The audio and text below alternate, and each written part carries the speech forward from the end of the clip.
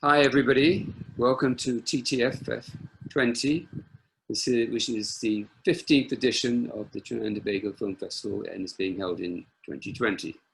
Thanks so much for joining us. This year we have a full film program, but it's going to be entirely or just about entirely screened online from September the 9th, which was yesterday, to September the 15th. And we do have some face-to-face interaction as a new media exhibition at Majula Art Gallery, but I think they're only going to be allowing in maybe 5 persons at a time. So don't forget to check out your film listings. There's a guide that you can get at various locations, and the website has all the information. And pay for your film bundles at online.ttfilmfestival.com. We wish to thank all the TTFF 20 sponsors and partners. TTFF 20 is given leading sponsorship by the Ministry of Tourism, Culture and the Arts, contributing sponsorship by Republic Bank Limited, with Shell Trinidad and Tobago Limited supporting the TTFF 20 online industry events. I'm very pleased to have with me Trevon Jugmohan. Hello. Who is a first-time director? First-time director, yes. And your film is called? Mightier Dan De Sun. Mightier Dan De Sun. De Sun, D. Dan and D. And it took 10 years to make. Why? Well, it took 10 years when the writer started working on it. His name is Anthony Blackburn.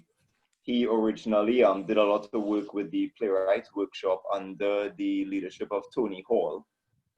And then years went by, and the lead actor in this movie, Arnold Goindan, had worked with Anthony on trying to bring this script to the film. And I was introduced to the script about 5 years ago, by Arnold. And then we were in search of a lead actress, and that was about 2 years ago. And, the dominoes kept falling. And I'm sure one of the problems was trying to raise money to make it. Oh, well, that is a different bracket altogether. That is a discussion of supporting the arts. But somehow you got through. Somehow, yes. Our lead, we have 2 sponsors, the Ministry of Culture and the Arts, and Mr. Francis Hadid of True Fit Garment Factory. And yourself, are you a director by trade? I am an actor and a theater producer by trade. I produce theater with Raymond Chukong Productions. And I've worked with Raymond for the past 14 years. Your film is very gritty. It is.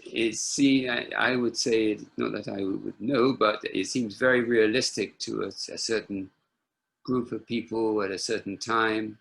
But maybe that time is still going on. That is it. Why such a, I don't know, sad film?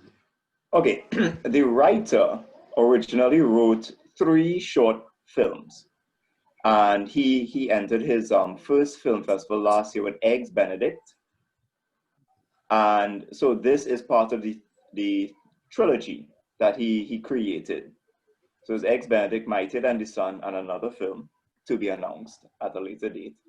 And his interpretation of the situation that we see this couple in is a global situation, and it's a timeless situation. And he fell in love with Trinidad and Trinidad culture. He's originally from the UK, from England specifically. And eventually he told a very universal story using the Trinidadian tools. So the grit you see, and I mean, any of us who have ever been in a difficult, or I think the current word we use now is a toxic relationship, you would see the similarities, the tough dialogue, the lack of holding punches when couples decide they're gonna say everything to the other. You know, so it is gritty, and that was the appeal to me as the director and the producer. And as I'm saying, I'm separating those two things because initially I was just supposed to be the producer. Initially, Raymond Chukong was supposed to be the director. And then eventually I had a discussion with him, and then I decided I wanted to do it myself. But this seems very different from a lot of the theatre work maybe you were involved in Trinidad. This one is very serious, very dark. It's not a comedy by any means. Mm-hmm. Is this your alter egos talking? Well, I am mostly known as a producer of large-scale musicals because I worked a lot with John Smith in JCS Productions. And so we did The King and I, The Sound of Music, Jesus Christ Superstar, all large-scale musicals. I mean, we're talking about a cast of 170 people go on. And yes, my bread and butter career has been alongside Raymond in the comedies. But I, between the discussions and other works that we've done throughout the years, the drama comes, it's just another genre to do. It's the work. You respect the script and you execute the script to the best of your ability. And so it's not a matter of, oh, you're a comic director or you're a dramatic director or you're an experimental director. Well, that's my opinion of it. How much was Tony Hall involved? Tony Hall wasn't involved on my end, outside of just being a friend. With Anthony, like I said, he would have staged, not staged it, had it read at the Trinidad Playwrights Workshop. So I would imagine Tony would have had a fair amount to say about it, because I think this kind of work is very much up Tony Hall's alley.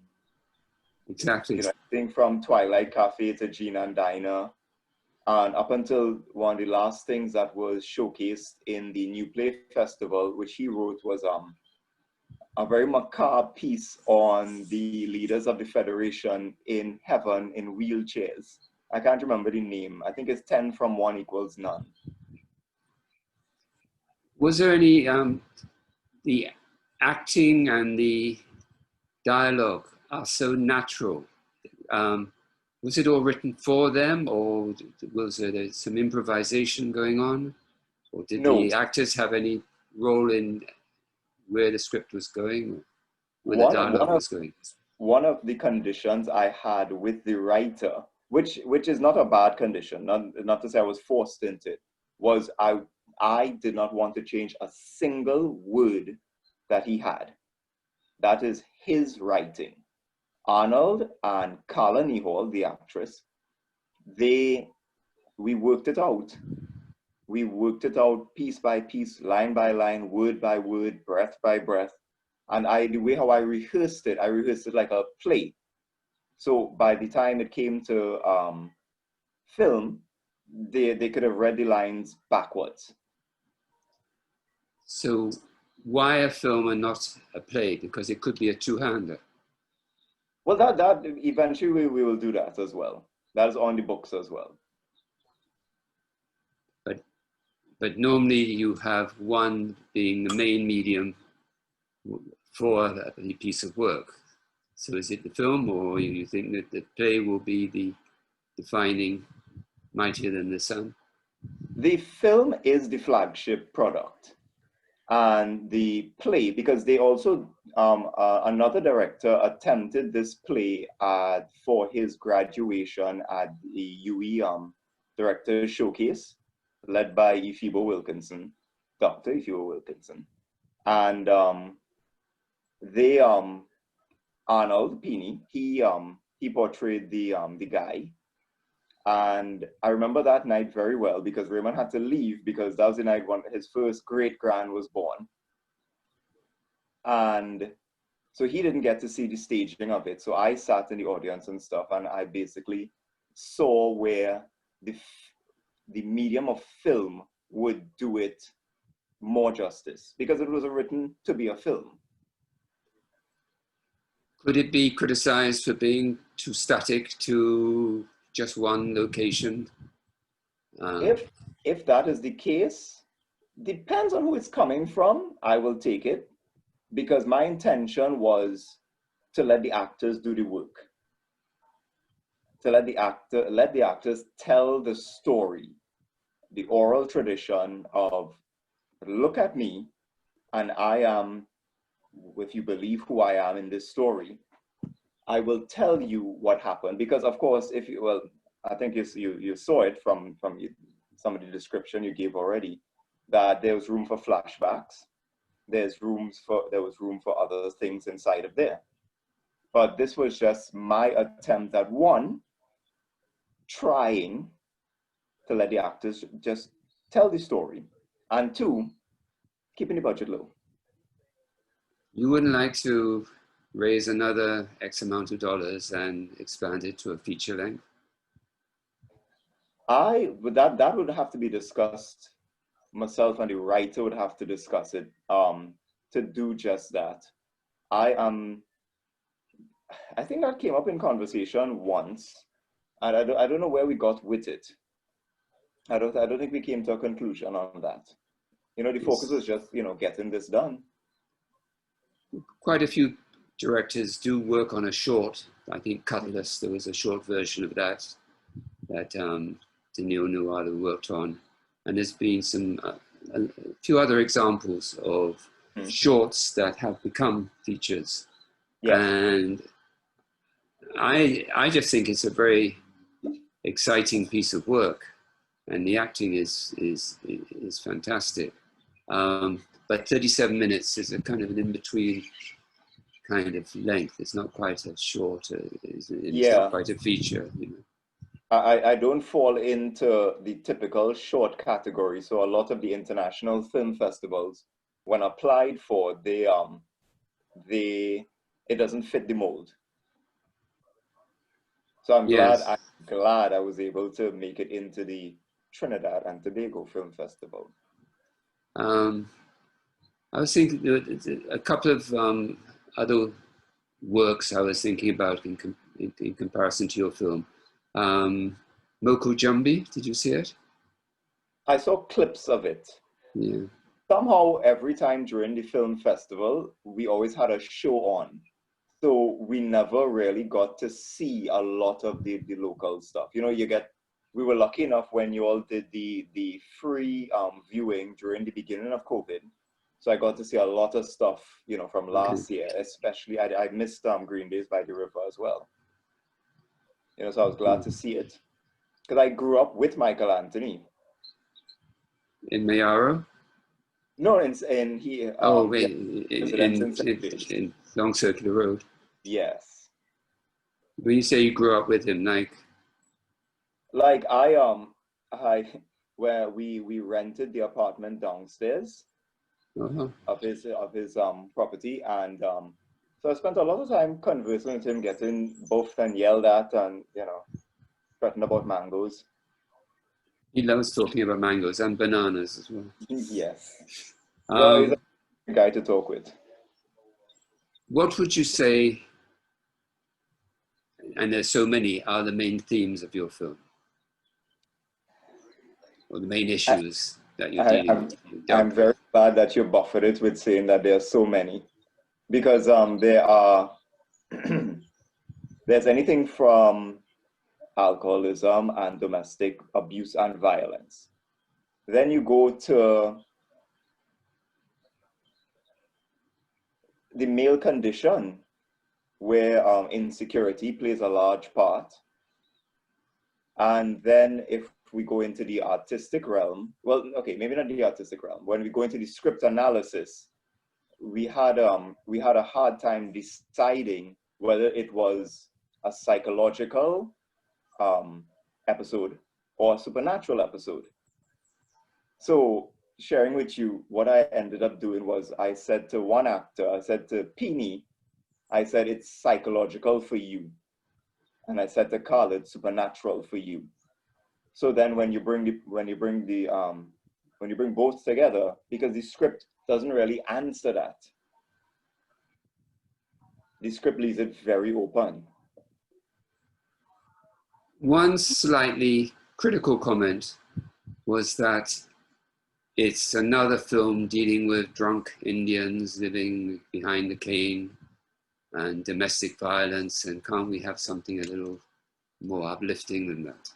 Well, my plan for the next offering to the TTFF would be a comedy.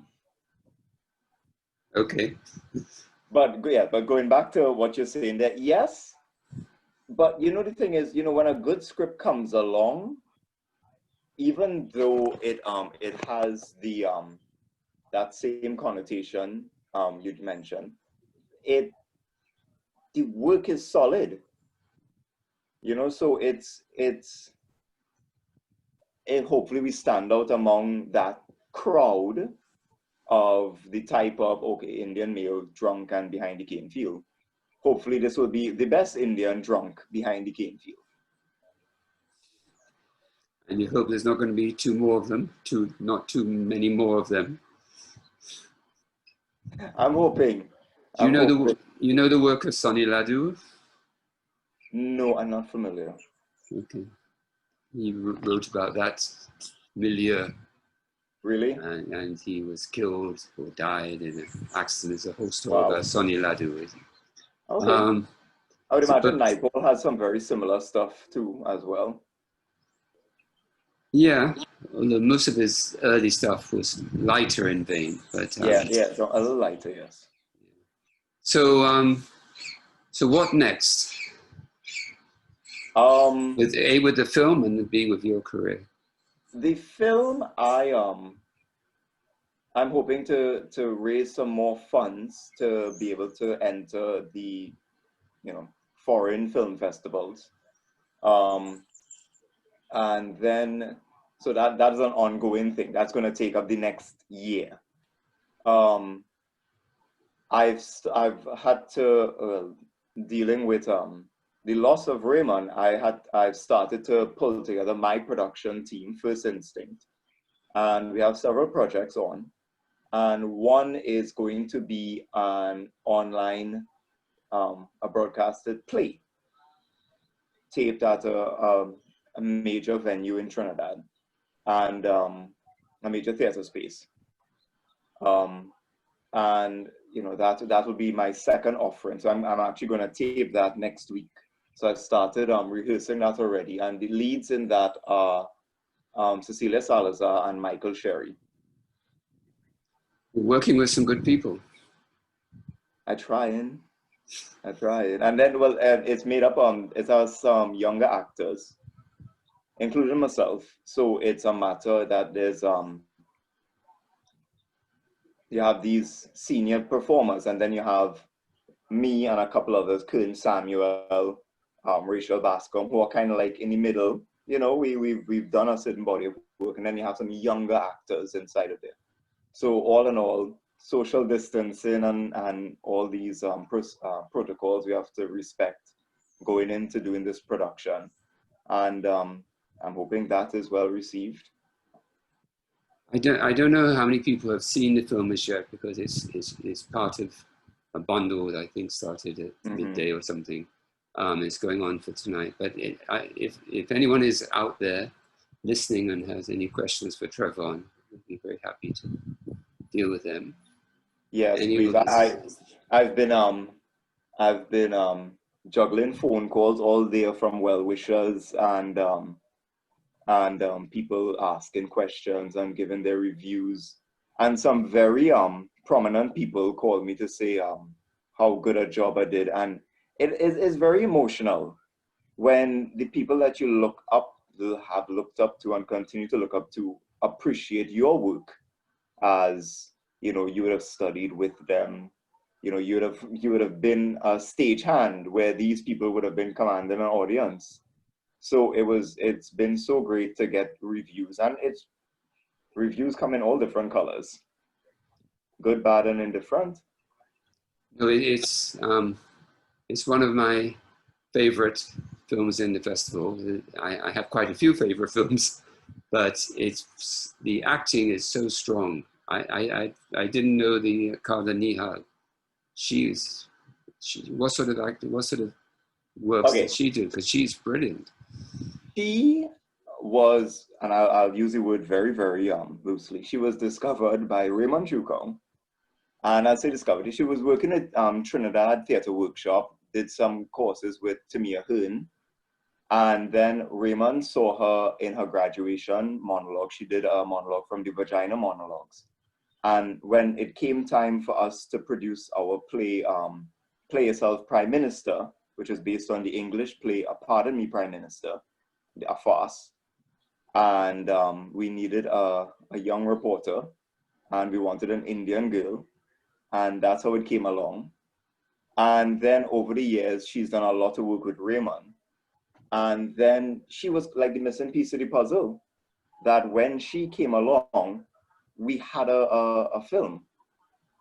And that was it. And she and I have had hundreds and thousands of conversations over the past 4 years.